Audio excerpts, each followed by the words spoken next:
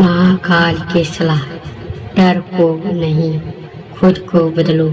गांव के किनारे एक छोटा सा घर रहता था, जहां अर्जुन नाम का एक लड़का अपनी माँ के साथ रहता था। अर्जुन बचपन से ही बहुत डरपोक था।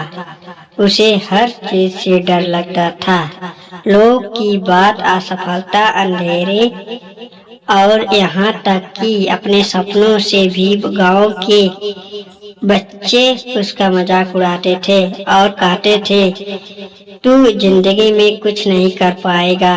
अर्जुन हर रात मंदिर के पीछे बने पुराने शिवालय में जाता और चुपचाप बैठकर भगवान शिव की मूर्ति को देखता रहता।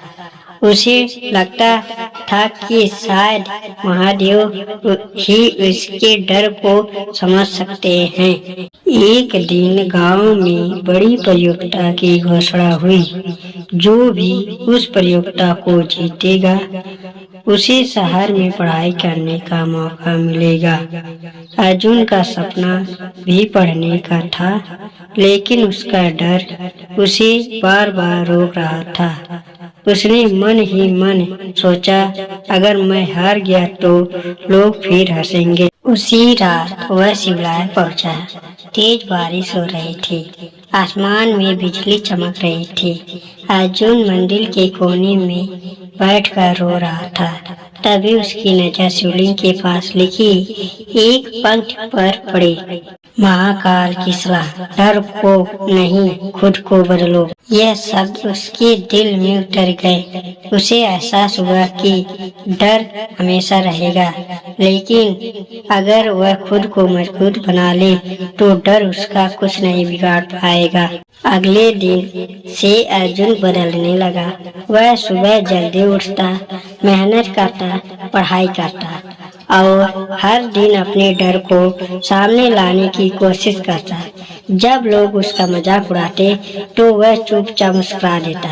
अब वह भागता नहीं था।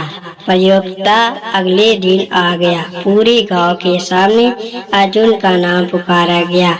उसके हाथ कांप रहे थे, लेकिन इस बार उसने आंखें बंद की और महादेव की याद किया। उसने मन में कहा, भोलेनाथ, डर को खत्म नहीं कर सकता, लेकिन खुद को बदल सकता हूँ।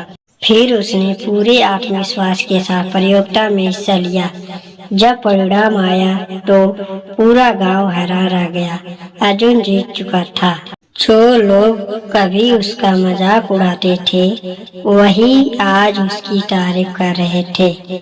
उसकी माँ की आंखों में खुशी के आंसू थे।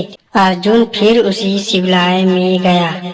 उसने शिवलिंग के सामने दीपक जलाया और मुस्कुराकर बोला, महादेव, आपने सही कहा था। डर को हराने का तरीका उसे खत्म करना नहीं, बल्कि खुद को बदलना है। उस दिन के बाद अर्जुन केवल गांव का लड़का नहीं रह गया, बल्कि लोगों के लिए एक प्रेरणा बन गया। और शिवालय की दीवार पर लिखी वह पंक्ति हर आने वाले इंसान को नई ताकत देने लगी। जो लोग इस कहानी को देख रहे होंगे, अगर आपको कहानी अच्छी लगी हो तो चैनल को सब्सक्राइब करना और लाइक शेयर करना ना भूलें। कमेंट में अपनी राय जरूर दें।